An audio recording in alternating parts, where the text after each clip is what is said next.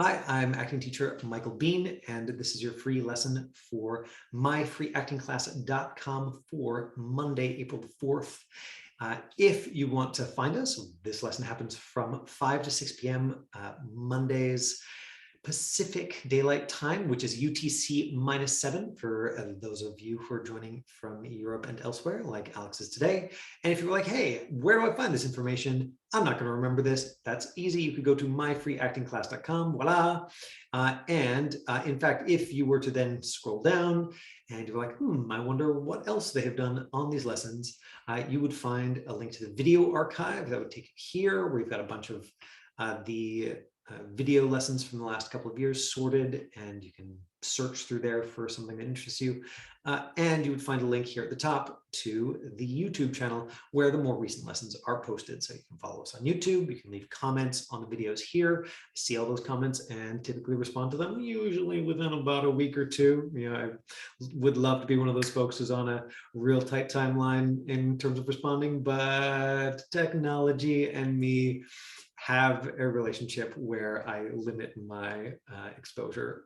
And so you might have to wait a week or two. If you send me an email, I will get that sooner. You're like, hey, how can I email you? That's a great question. Right down here, info@myfreeactingclass.com. So today I'm going to share a question that Alex emailed to us, and along with a self-tape. There were 2 different self-tapes submitted by folks this week, and so I'm excited to look at those.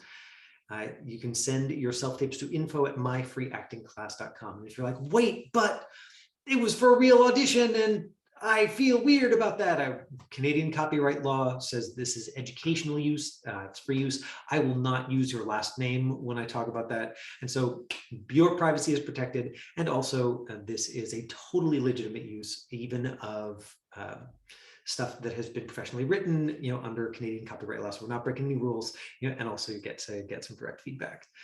Today is lesson 2 in a 5-part series of lessons in terms of how do we break down a script and what are the kind of key tools that I've been recommending lately. And that falls into this kind of real easy progression of 5, which is story, and then style, relationships, changes, and wants.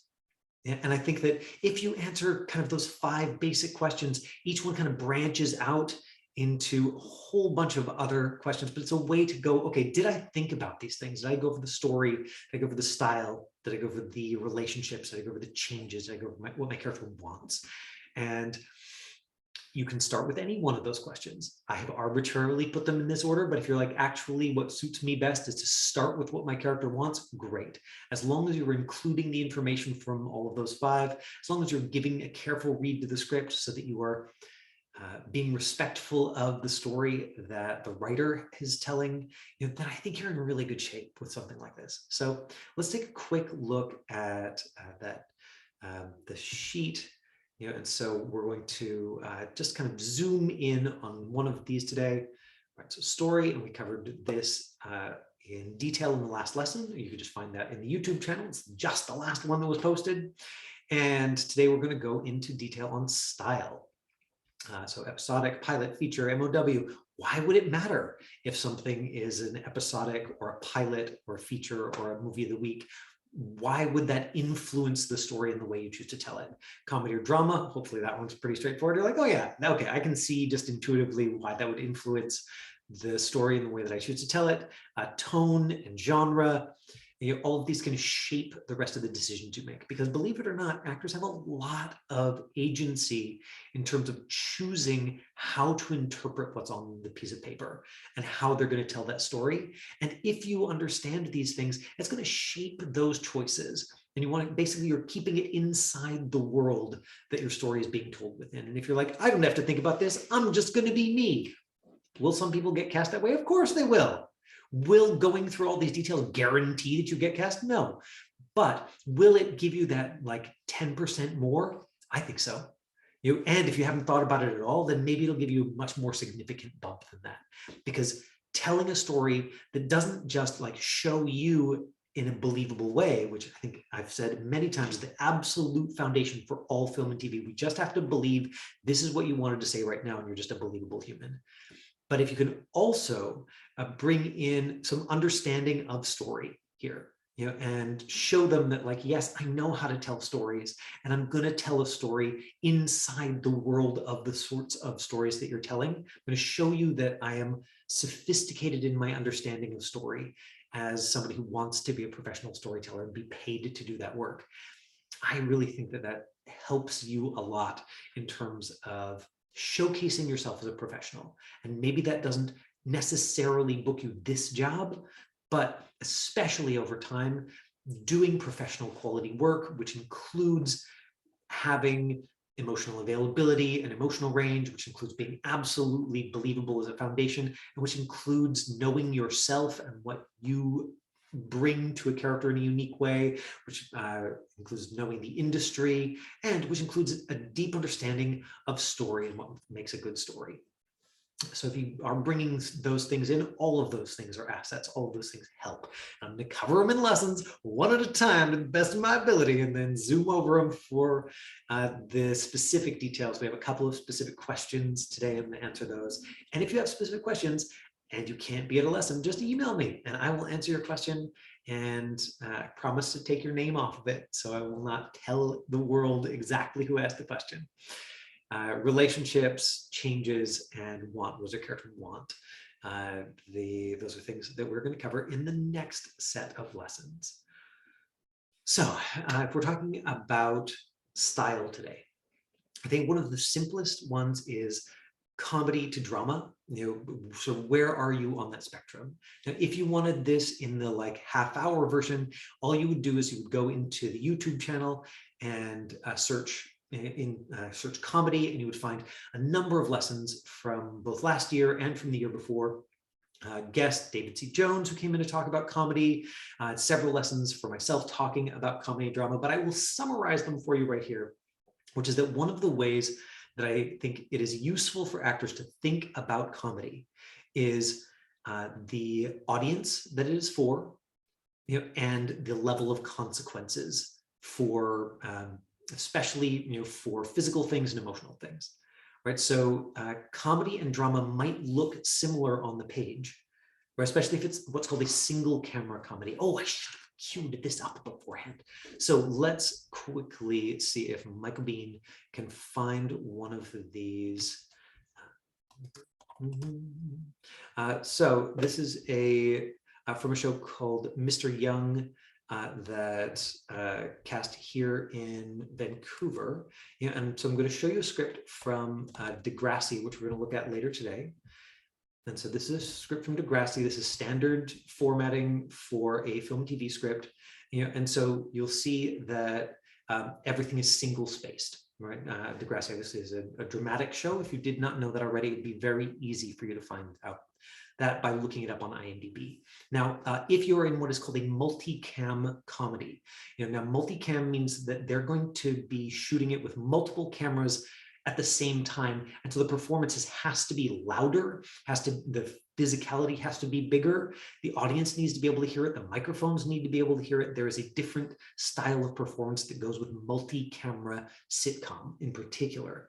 One of the only clues that you have, if it does not say in the breakdown, or if you can't just look it up and be like, oh, this show already exists, it's a multi-cam sitcom, something that I just learned in the last couple of years, which is that if it is double spaced like this, that is a formatting convention for a multi-camera sitcom script. So this is a comedy. It's going to be a very broad comedy, or it's going to be for that younger audience where there are very low consequences, and you can tell that because there's this extra space between each line. Now, why they do that, I've heard different explanations, but the point is that it is a convention, and so you can just see, boom, right on the piece of paper that you get for your script, this is a multi-camera sitcom. We'll come back and look at this in a moment, after I've sort of given you the once over. So with comedy, to drama, one of the ways to think about it is who's it for? The further you are into pure comedy, especially if you're a teenager and auditioning for the kind of broad comedies where they cast teen characters, typically it's for a younger audience. And so sometimes, if you're in really big comedy, one of the ways to think about it is just the audience is younger and less emotionally sophisticated than the actors, Right? So it's not that the characters are stupid. It's not that the writers are stupid for these Disney shows. It's that the audience is 7 or the audience is 8. And not, of course, lots of adults watch those shows, but they're made for 7 and 8-year-olds. So everything is emotionally clearer because the audience, kind of the target audience, literally does not understand multiple overlapping subtle feelings at the same time. They're like, are they happy or are they sad? I don't get it. And so again, not the writer is stupid. It's not that the style is stupid. It's that the style is children's theater, right? Think children's show, and you're like, oh yeah, okay. I'm not gonna violate being believable, but my goal here is to be believable to 7 and 8-year-olds, which means I've got way more expressive options than I would if I'm on HBO.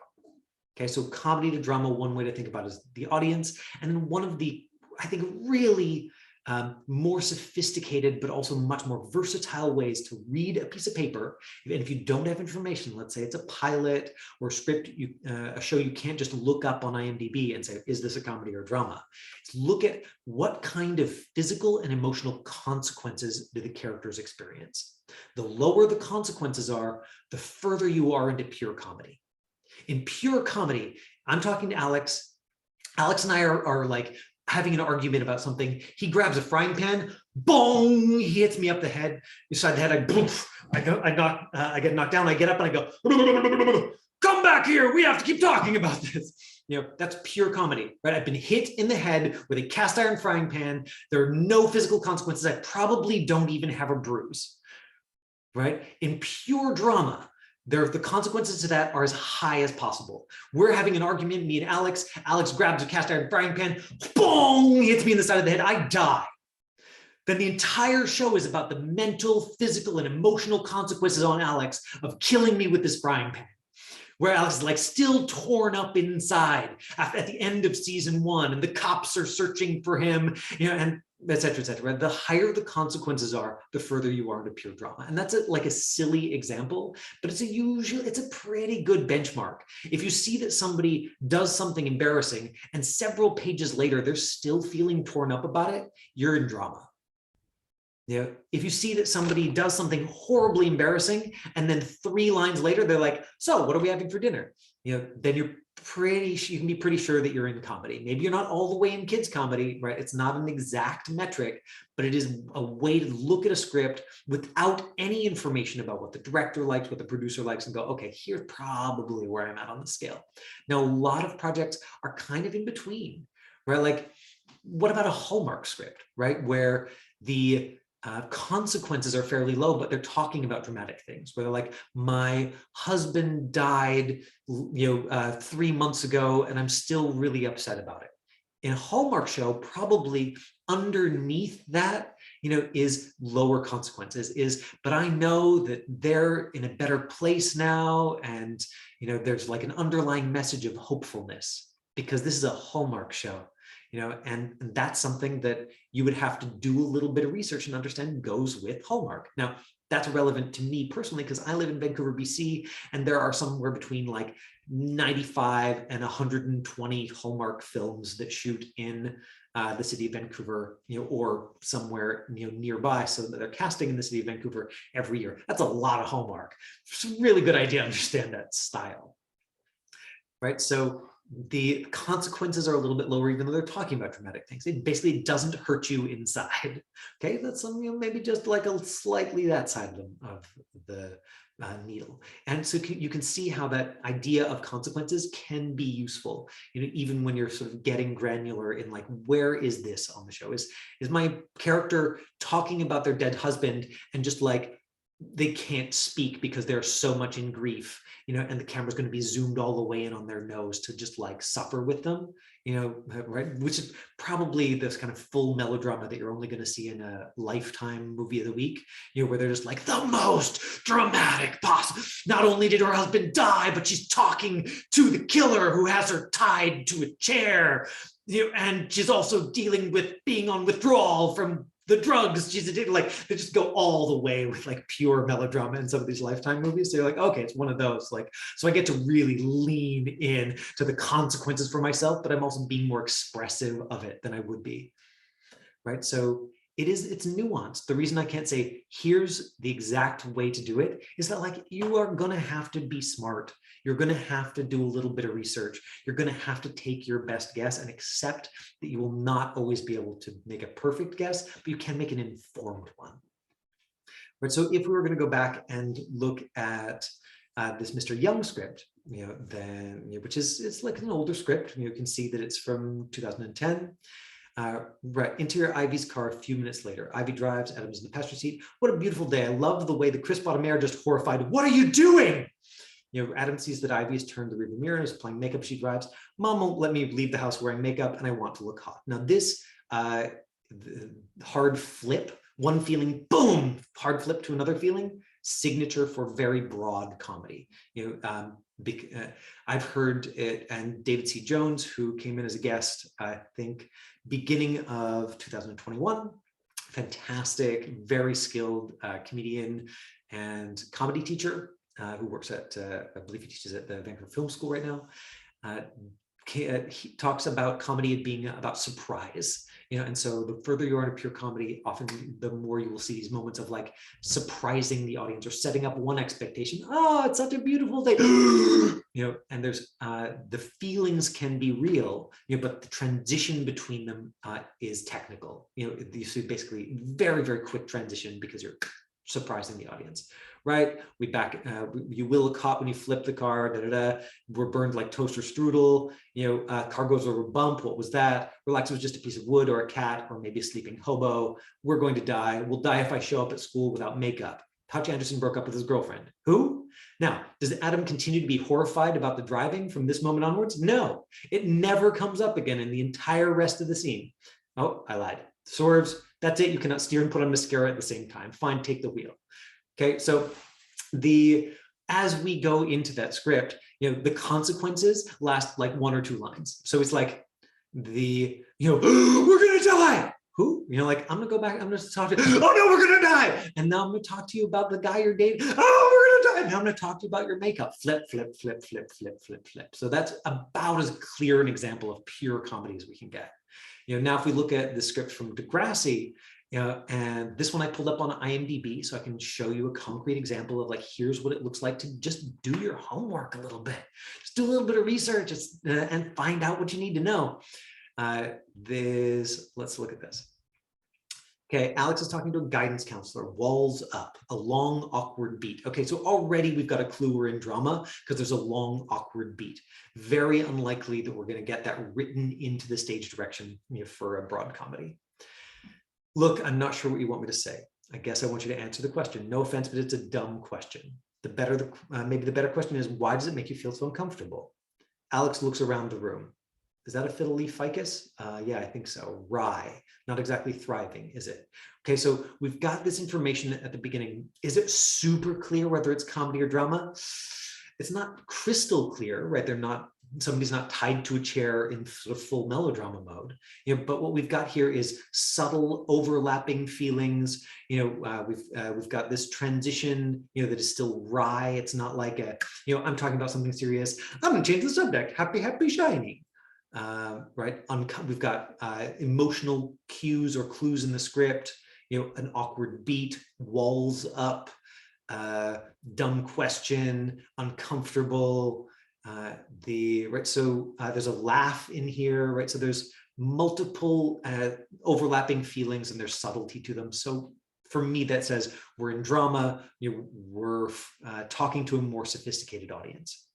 And if we were then to fact check that, go, okay, that's my impulse reading the script, and go onto IMDb, which is the Internet Movie Database.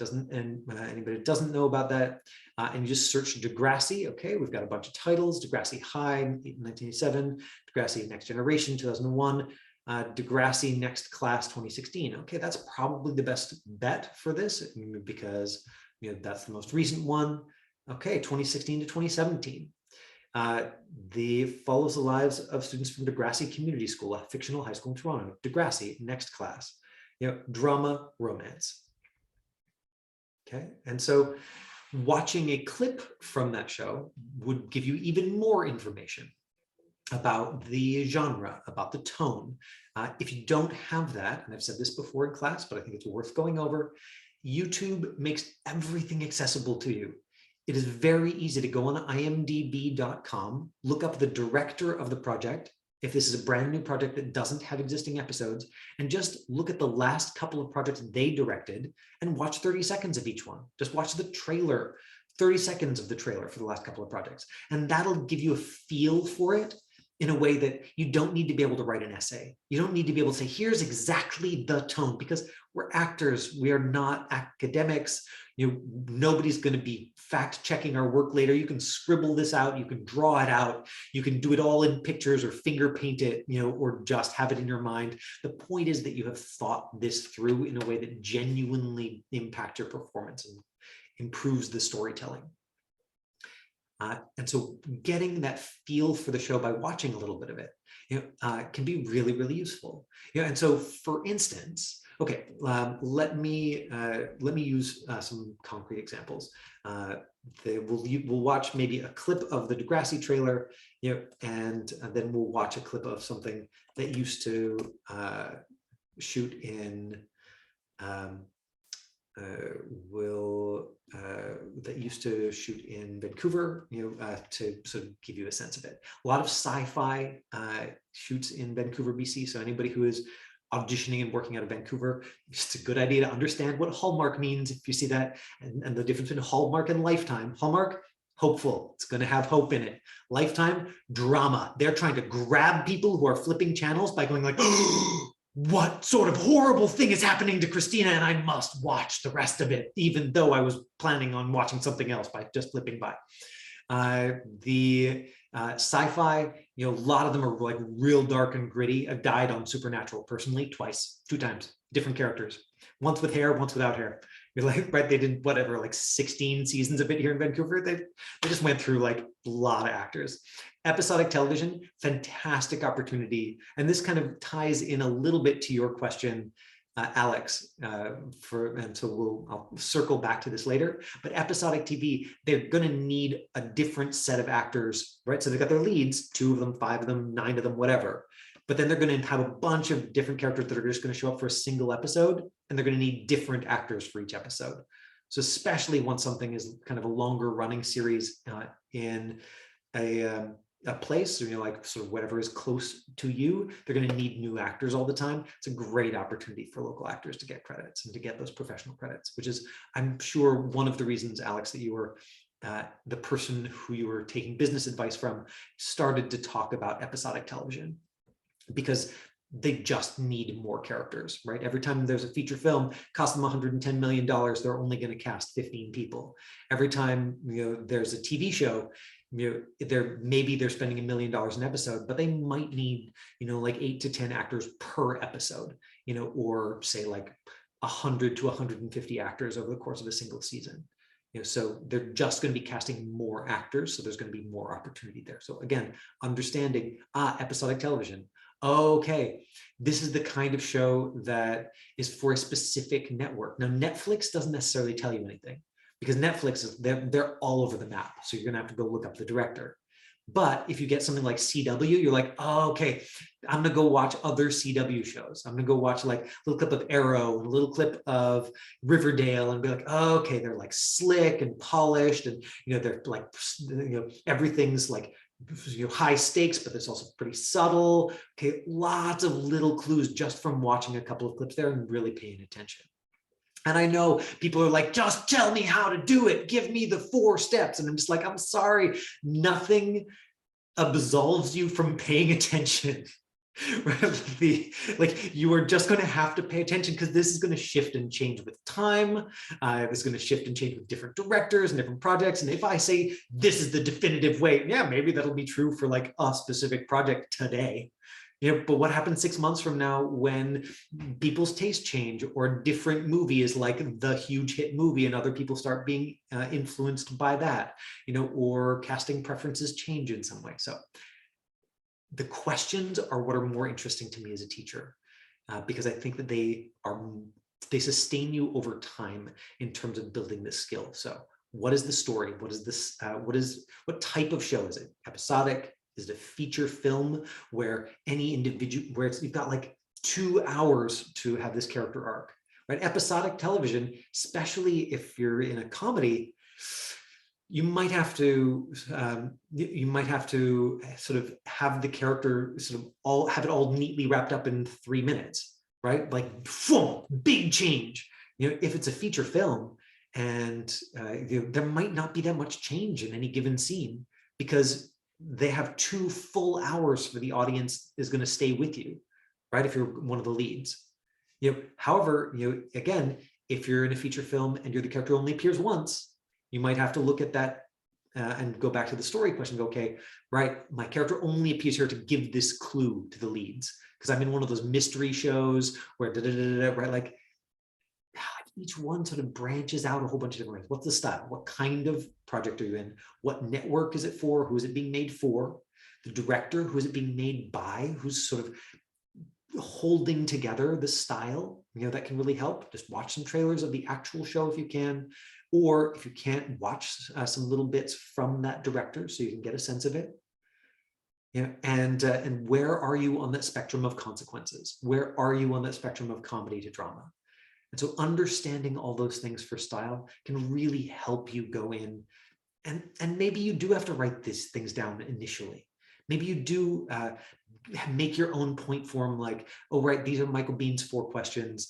Did I remember to answer those? And it takes you a little bit more time at first. And over time, just through practice, it gets less and less and less effortful when you internalize that. And it goes from taking 20 minutes to taking 10 minutes to taking 3 minutes to being like, oh, right, I can do that in the car on my way there, as long as once I park, I spend 45 seconds watching something on YouTube to be like, oh yeah, right, I forgot to watch a little clip of the show. That is significant for me, right? It doesn't have to be super effortful to actually do this work. It might be while you're first internalizing it. So that's a little bit about style. And now let's sort of get into looking at some of these self-tapes and talking about style in the context of those self-tapes. And one of them, like I said, is the Degrassi script that we're going to look at later. So that one, maybe I'll play last so that I can finish up by saying, here are the clues that I would look at for style, and then here are the things that follow my notes. And so let's start with Alex's self-tape. So Alex is joining us live and in person. Thank you, Alex. Anytime folks choose to come live and in person instead of just watching it on YouTube, it helps me so much because I like looking at your faces.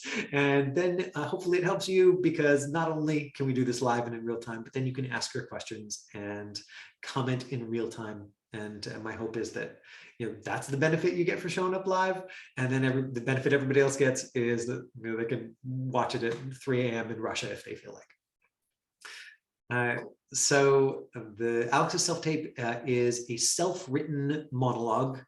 I'm just going to quickly talk about self-tape technique because I think it's worth covering every single time. This is the frame, what the camera sees. This is the light reflected in my eyes is the eye light. The line between my eyes and what I'm looking at is the eye line. You want it nice and close to camera. If your eye line is far enough off camera that your eye is slightly cut off, then it is too far off camera. Keep it nice and close. Now, I mean, of course, if somebody walks up to you for one line in the scene, you're like, hey, get out of here. And then I'm going to go back to talking here. Fine, not a big deal. Right? Nothing is rigid, but the idea is we want to be able to see our eyeballs. There's a blank wall of some kind behind you. There's a light reflected in your eyes. You are louder on the tape than your reader, the person who is doing the other side of the lines. In this case, it's a monologue, not relevant. Now, self-written material, you would never, ever, ever include sending to casting or to talent agents. Right, so Alex, I will say that first up. So self-written material, I think, great for practice, like great for exploration. So the scene that we're going to see from Alex today, just take that in context. This is like vulnerable, personal exploration, where he's working on his emotional range, he's working on his understanding of self-tapes, and acting in general. This is not him doing an interpretation of a professional script, and taking that. Now, the reason that I personally, my opinion, and of course, break the rules, anytime you want to, what is it? Oh God, I can't remember who said this to me. They were like, everything not forbidden is allowed, but it better be good. right? So you're just taking a chance if you're including self-written material. And truly, some people are amazing writers and are going to write something that is just as good as and probably more personal to them than a professional script. Alex, the monologue that you've given us is not there. That's my professional opinion. And so I would say you, with this one specifically, don't send it to talent agents, don't send it to casting directors or people who you want to be like, damn, this guy is like professional quality, amazing. Instead, just know that you are like doing the good work of like figuring this stuff out. So what Alex has said for context about this tape is, Thomas is a criminal mastermind and thief who doesn't like the competition, and this is a public message for the people. And he's looking straight at the lens because he's talking right to the people watching it. It's the only time you ever look directly at the lens as an actor. So Alex, first things first, if you were submitting this as a professional self-tape, never start with a blank screen or a black screen. Like appreciate the fade in.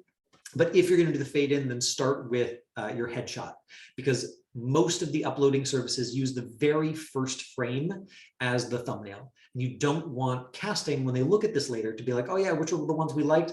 Who was this black frame guy? What we want is for the very first frame to be them seeing your face. So they're like, oh, right, that guy. And even if they're seeing it at that size, it does help them. So just a heads up, don't start with a black frame. And for one of the other self-tapes that we're going to see today, they started with a blank frame and sort of then walked in. So again, don't start with an empty frame if you can avoid it. Hello, my name is Thomas and I have a message. Please listen carefully because I am going to tell you once. Yes, you are brave. Yes, you are smart. Yes, you are good looking, and yes, you can steal their money. You're all of those things. Until you hear a knock on your door, they're not going to ask you how you feel. It's not going to be pleasant. In that specific moment, you're a nobody. You're more than a nobody. You don't exist. But I have the answer. I have the answer for the questions they might not have for you. And the same answer for the questions they might have for you. Please, I don't know. Please don't hurt. Please don't hurt. I don't know. Please, I don't know. I don't know, please.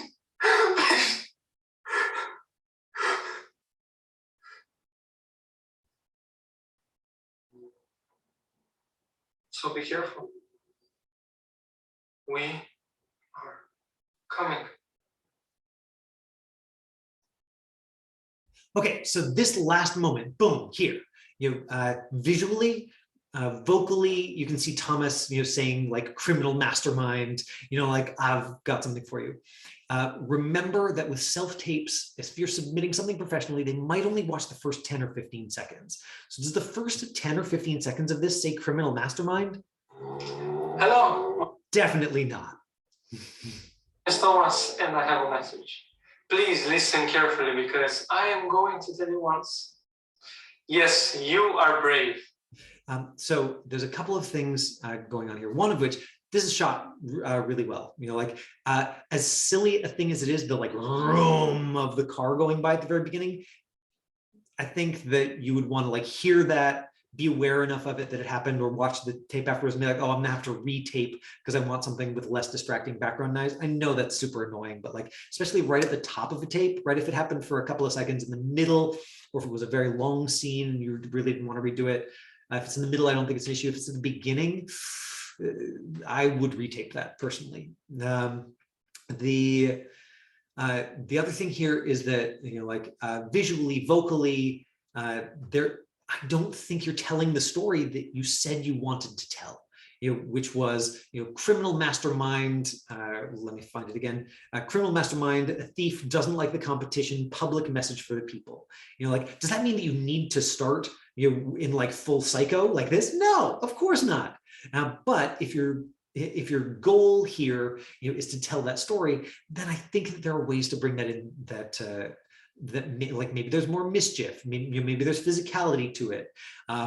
Maybe it's about some of the stuff that we'll get into next week around relationship, or the relationship, or like the changes. I would really want to talk about changes, with this particular one, because there is something that's happening. And Alex, it's possible that this is because my guess is that English is not your first language. Is that accurate?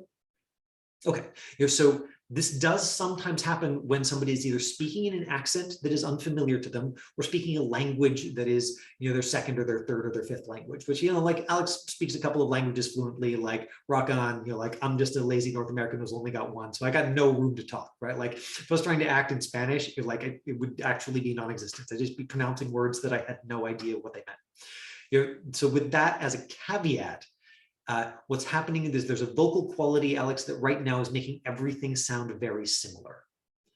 So that right now, the only changes that are showing up in that video are the really big ones. So it's like, hi, talking, talking, talking, talking, talking, talking, talking, talking, little teeny changes, little teeny changes, little teeny changes. Oh, no, like, and then now I'm evil, right? So there's big changes, but we're not getting those subtle moment-to-moment changes. And so that's something that's really worth playing with. And so one way to do that is to bring the camera closer to you and take the volume down. Sometimes an actor will be unconsciously adding just a little bit of volume, and that flattens everything out and we don't get as much.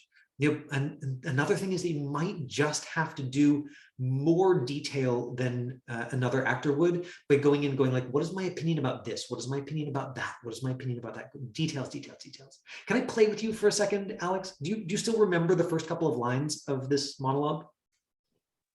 Yeah, I think so. Okay, great. So let's do this. Just give me those first couple of lines. Look right at the camera and just say the first couple of lines just like you did in the tape, if you can. Hi, I'm Thomas, and I have a message. Listen carefully, because I am going to tell you once. Yes, you are brave. Perfect. Yes, you Now, are. what is your first language? Romanian. Perfect. I'm so sorry. Again, dumb North American over here. I guess it's Spanish. I wasn't even close. So can you look right at the camera and can you say all of those lines, but say them in Romanian and take your time? Okay. Hey, numele meu este Thomas. Am un mesaj important. Te rog, ascultă cu atenție. Da, ești deștept. Da, ești curajos. Da. Now, when you go back and watch this tape, what you'll see is that one much more nuanced, right? Much more subtle. And you see it in these like little micro expressions of like, yeah, I'm like, my eyebrows are showing contempt even while my face is showing smile. And that doesn't show up in the first one. So your opinions are coming through more clearly in your first language than they are in English. Very, very normal. And so one way to practice this, potentially is to run it in your first language and then come back to it. Does that make sense? Yes, I see. Right, and watch the tape. You don't have to take my word for it. Like see if you can see those subtle differences. And I'm not suggesting you start telling your face what to do. I'm telling you that you have opinions, but they're not coming through yet. So the work is there. It's just a matter of like what helps you uncover it. Does that make sense? Now. Yes. If we wanted this to tell like I'm a criminal mastermind right off the top, let me play with something, and this is story and relationship, so this isn't style exactly, but Thomas submitted a tape. I want to help Thomas out, and I think it's good for, or Alex, out, and that's good for everybody. So cross your arms over your chest. Is that a wall you're in front of? Wall, no. Oh, it's just like it's a backdrop that's flexible. In front of me. Behind you, sorry, behind you is there a wall behind you? Oh yeah, this is a wall. So lean on the back wall. Yep. Cross your arms over your chest. Sorry, like just not like a mummy, but just like cross your arms. Oh, like this? Oh, like this. All right, cool. Just like normal. Exactly. Start by looking. Yeah, good, and just keep that little smirk. Start with your eyes off to one side. Right, so just like you're looking at your friends over there. Yeah, no, that's up too high. That's going to make them look really tall. Take the eye line down a little bit. Perfect. And put the friends just off to one side, and then on action, look at the camera and just take a second, to look at the camera and be like, you sucker, right? Just look at the camera, because like you're so much better than these people. And let me see you that look before you start speaking. Okay. Start with your eyes off, stand by, action. Just look at them and know you're so much better than them. Oh man, these guys suck so bad. And you're just going to school them. There you go.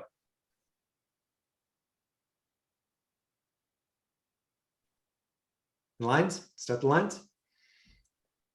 Hi, I'm Thomas, and I have a message. Please listen carefully because I'm going to tell you once. Yes, you are brave. Good, and just keep knowing you have contempt for this person, and you're going to crush them. Keep going, go back to yes, you are brave, right? And just mock the hell out of them. Yes, you are brave. Yes, you are smart. Yes, you are good looking. And let's get you off there.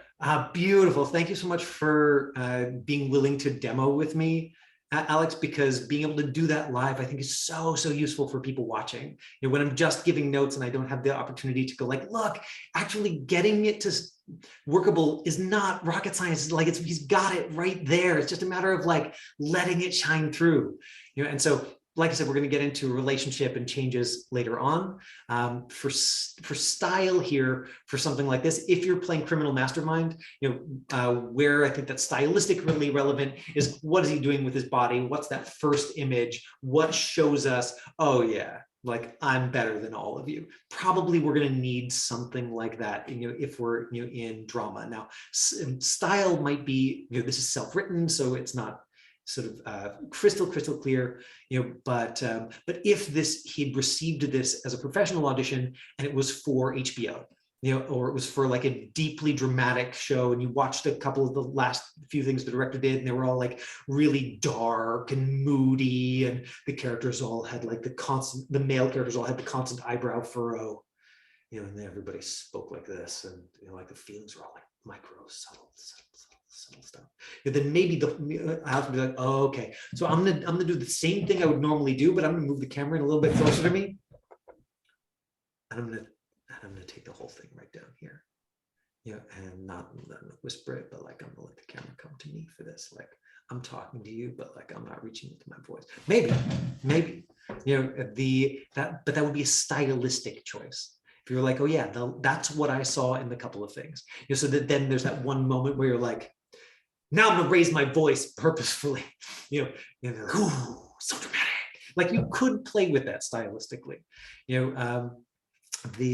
right, if Alex was doing this for a comedy, and I've actually got a great monologue, like this is from a big broad comedy where the guy's like, I'm the villain and you will all suffer, right? Then he like, maybe he's going to be louder, he's going to move the camera back a little bit, he's going to be more animated, he's going to get his hands up into the shot. Is it still going to be believable? Yeah, probably, but exactly the same lines, different style. If he's in comedy, man, he's going to play with it so much more.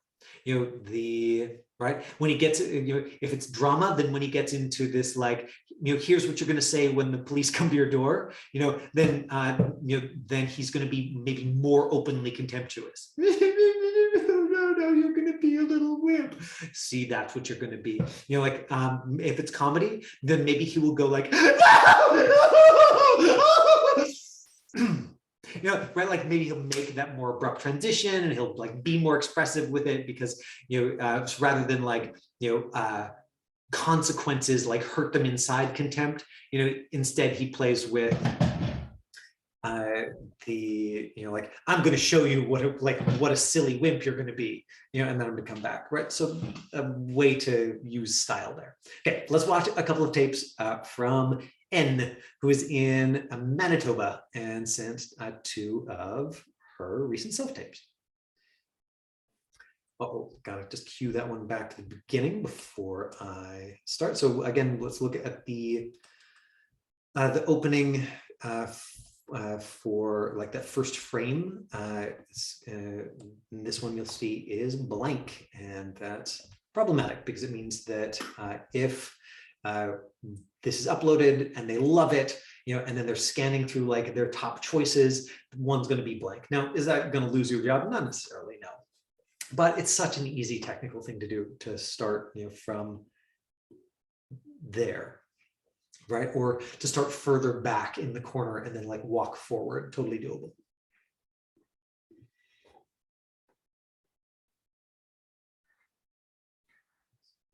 Don't say what you want. Say what makes him say what you want. That way it's his idea. So we're not supposed to ever bother him. Him especially. Trust me. It's the least he can do. Let's go over it one more time.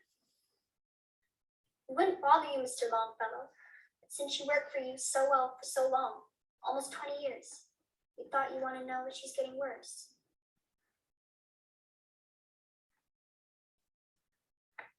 Okay, so there's some kind of transition there, and you can see that there was looked like she spiked to the lens, with her eyes, like looked directly into the lens. That's problematic. I love crossing the lens. I love having one relationship on this side, one relationship on another side. But there was like a look right at the lens and then sort of a drift over to where she wanted the other person. Technically, that's problematic because it makes the story hard to understand. Would also say that there's real like actor physicality going on here. It looks like she's walking in, talking to someone, and then turning to face the person who they're actually talking to, who maybe like overhears them or sort of walks in while they're rehearsing. That's the way it looks to me. I haven't seen the script. That's not super clear. What I'm seeing instead is an actor who is just like straight onto camera, and who's like, I'm in this place, now I'm in that place. But the shoulders are always directly facing camera, which says actor doing performance and not person in a place doing a thing. I know that it seems really subtle, but for me, it does make a difference just to be here, to be like, now I'm turning, oh shoot, now I've got to like turn my whole body, to this person. And, I want to keep my eye lines close to camera. I like those different eye lines, but be careful about the eye lines. And I would say you bring in a little bit more of that physicality. Style, you can see that this is for a show that is like a drama. This is casting right now. I believe it has not been released yet. This particular project is called The Fall of the House of Usher. And so, if we were going to look it up, on IMDb, I think we would see. Well, let's see if there's anything here. Great. Current. Yes.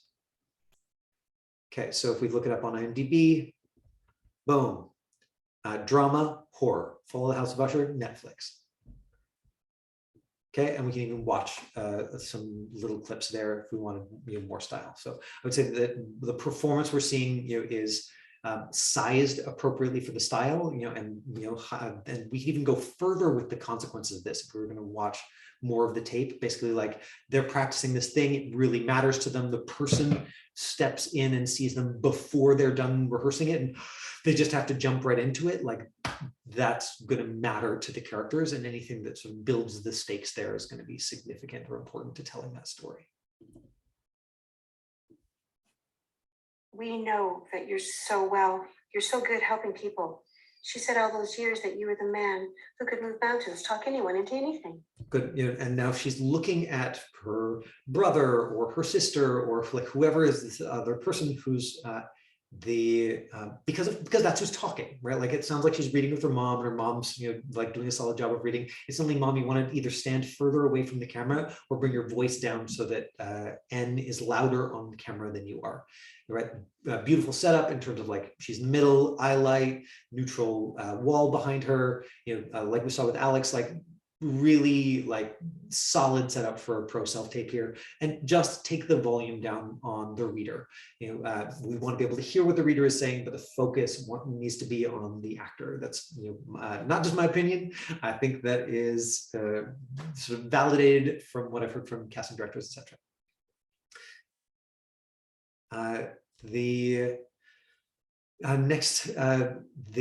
So what's happening here is the actor N is looking at the reader, despite the fact that what's the significant thing that has happened is the new person, the person who all of this, they're trying to convince has stepped in. And so even if there's like I'm looking at my brother or sister or best friend while they're talking, the tension's going to be on the like high stakes person I need to make this decision. And so that's a place where I'm not seeing the physicality, I'm not seeing the stakes that goes with this really matters, that this new person is there. Instead, I'm just seeing, again, actor physicality, and I'm looking at the person who's talking. So if there is going to be a splitting up of bylines, there does have to be a certain amount of rehearsal of, oh, right, here's who's talking and here's why that matters. You're the smartest man she ever met. We're here to ask you, maybe you have an idea and maybe you can talk her into it. I'm Right, sorry. there's a spike of the lens again. You're here at my house for an idea Looking of how to almost what? directly at the Make camera your so that mother eyelid see is too doctor. close to camera, probably. She won't take any medicine. Nothing. Won't see doctors. She's in so much pain. I'm sorry to hear that. I am. Call a doctor. Our phones are turned off. Has been months now. Bills are hard too.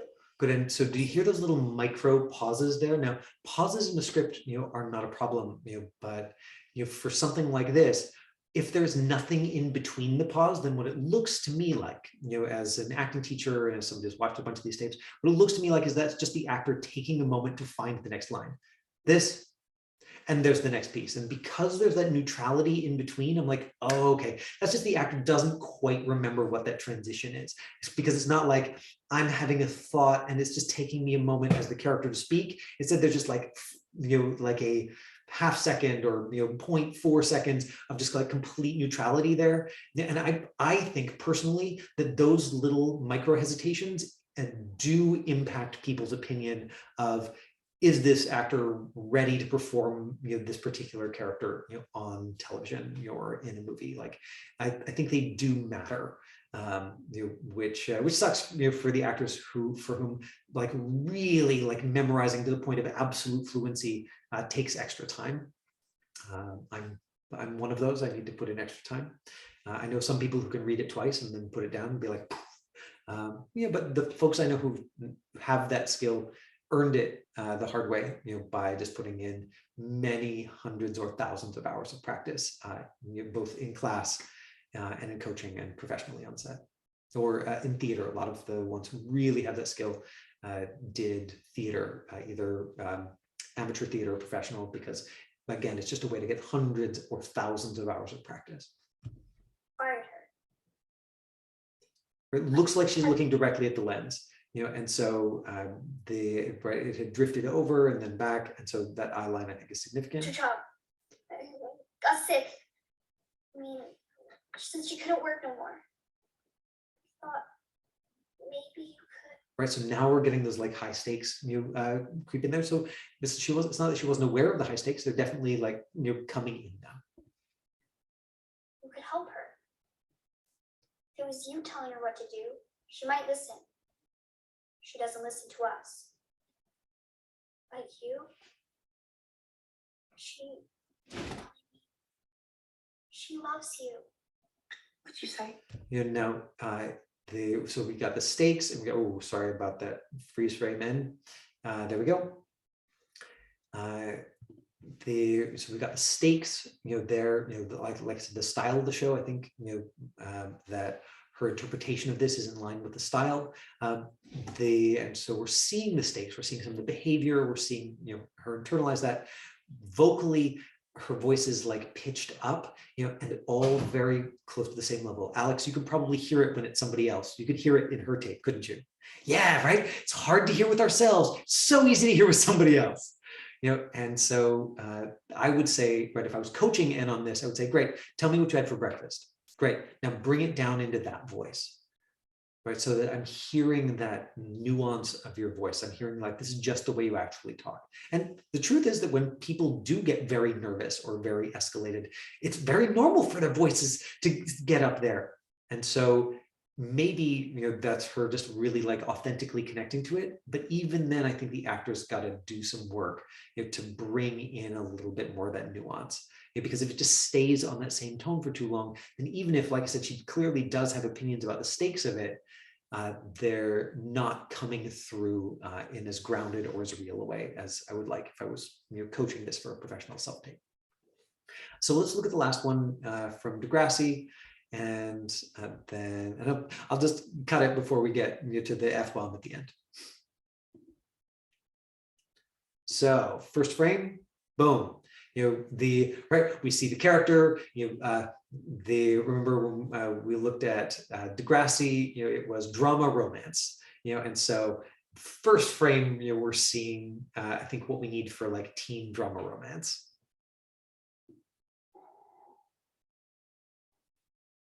Look, I'm not sure what you want me to say. I guess I want you to answer the question. No offense, but that's a dumb question. Maybe the better question is, Right. And so again, there's something happening here where vocally it's very, very similar, right? So there is an opinion, but there isn't the depth, or the sort of moment to moment changes that make me feel listening to it like I'm listening to a real interaction, between two people. And so that's where, if I was coaching this, I would get into some of the stuff from next lesson about relationship and say, who are you talking to? What's your strong feeling or opinion about them? What do you want them, to feel or to do in this moment?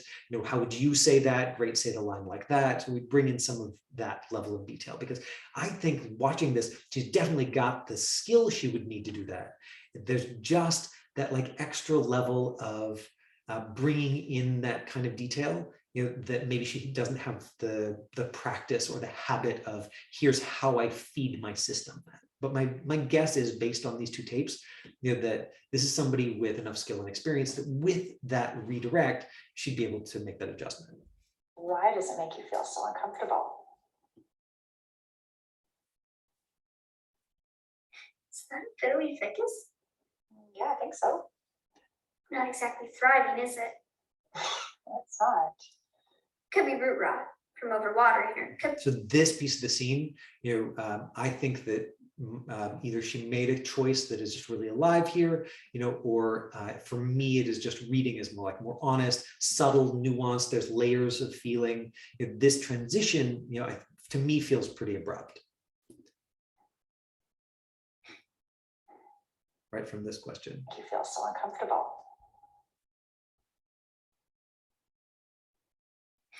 Right, so I would say that transition could have taken more time, and again, needed to script the thought of like, what is the thought in between there? What is it? I'm not going to tell you anything, or like, oh my God, I can't believe you're asking me this, or so that it doesn't look choreographed, because it looks slightly choreographed there.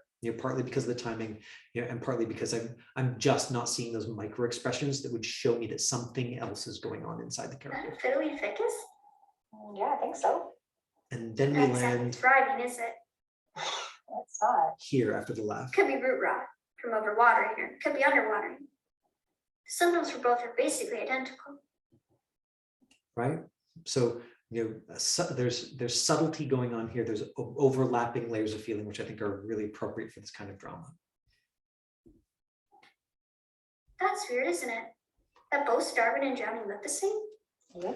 Right, and can you hear how that's like a little chirpy? There isn't the like, there isn't the moment of finding that discovery. Oh, starving and drowning look the same. There isn't the like level of understanding that like the characters talking about themselves starving or drowning. Right, drama and Degrassi is like the dials turned up pretty high on teen drama. There's a lot of like, my best friends addicted to opioids, and also their boyfriend's abusive, but also I want their parents to like me, or like, I mean, there's a lot of like teen drama going on if you look at some of those Degrassi scripts, or even the summaries from previous incarnations of the show, which you can find pretty quick. A lot about plants. Yeah. My parents used to own a nursery. Again, back to the nuance and subtlety. That was before. Right, really nice. So my guess is that this part just makes intuitive sense to the actor, and so it reads really nicely. And so this is like a laboratory for like, all right, some parts of it are just going to be emotionally alive just intuitively, and some parts of it are going to need an extra level of your investment to help tell that piece of story. Before what? Before COVID. Before they lost their business, before everything changed. You really want to know what it's like to be a teenager today? I really do. It's realizing the world is on fire. And it's your... Okay, and then there's the F-bomb that we're just going to cut out, but like you can see that there at the end, there's some like nuance, and strong opinion, coming out, and so we just want to bring that in earlier to make sure that casting gets that far. We have like when we start talking about a real script, we just have to deviate from this like we're going to keep the focus just on style. And always as a teacher, I have resisted going like, this lesson is only this one piece, because I think that you can see that there's so much nuance, there's so much specificity to every scene, to every story you're going to tell, to every person and the way it affects their system and their imagination. I just don't know any way to learn this real skill that fits tidily into boxes. So my breakdown of story, style, relationship, changes, wants isn't here are the boxes and just hit the boxes. It's these are the questions I think are most important right now and a way to help remember them. So you can go through and go like, did I ask these questions? Because those are going to influence whether or not I come across as a skilled storyteller. Okay, in our last minute or two, I just want to quickly answer questions from Alex and Duke. So here was Alex's question. He said, I recently attended a webinar about business of acting. The guy was trying to sell his course. Something stuck with me. He said it's easier for a beginner actor with fewer notes to act in a drama series. If so, for someone new in this industry, it's where you should aim to create show reels or self-tapes of characters that are common in a drama series: doctors, policewomen, businessmen, nurses, gangsters, inmates, etc. My question is, do you think it's a good aim for that? Make sure your show reel includes those sort of characters. Should you try and email casting directors and directors what you think your character type is? For me, I prefer and can see myself as a gangster, psychos, thieves, and bad guys in general. But I should try to have some self-tapes as a doctor or policeman, even if I don't feel like that. So the short answer, Alex, is self-taped material is probably not appropriate for sending to casting directors or to directors. Like they're just already being flooded with professional material.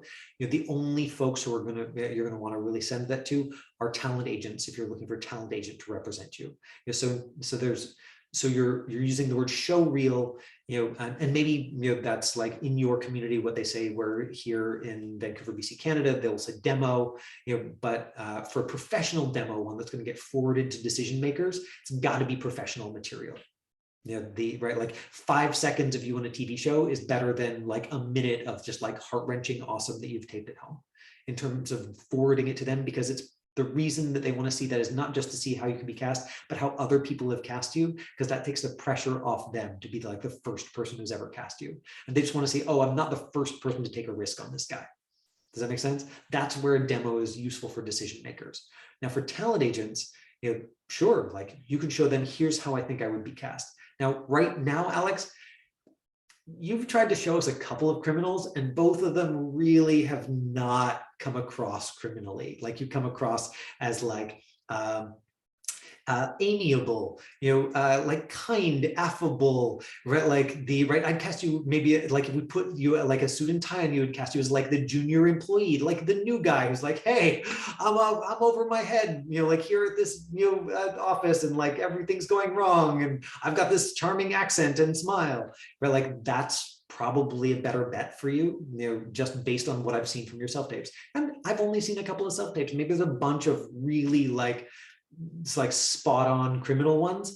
I think that you personally as an artist are more interested in criminals, and absolutely keep working on those in terms of growing your range. In terms of like what might be useful in terms of what could you be cast as tomorrow, it's not going to be a psychopath.